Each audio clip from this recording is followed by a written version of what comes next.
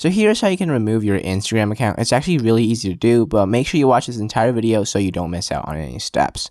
So we want to first make sure that our account is completely updated. So we want to go over to your Google Play Store or your iPhone App Store, and then you want to update Instagram to the latest version. However, if there's no option that says update, that means it is already updated. So we're going to go ahead and click on open.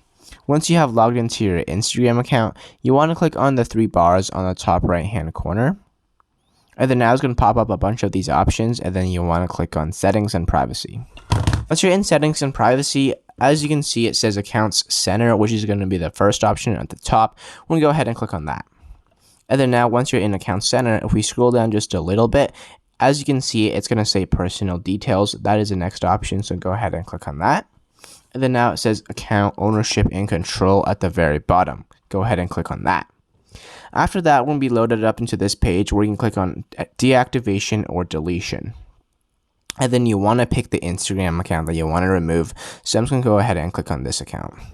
So now you have two different options as to how you want to remove it. You can either deactivate it, meaning that it is going to be wiped out from Instagram, but you can always reactivate by logging in, and then you can get your account back. With deleting your account, that means it's going to be permanently deleted and wiped out of the app. So once you have chosen how you wanted to remove it, simply click on continue.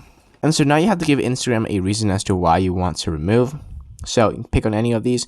So it doesn't really matter. So, and then click on continue. And then so from here, you just have to re-enter in your Instagram password.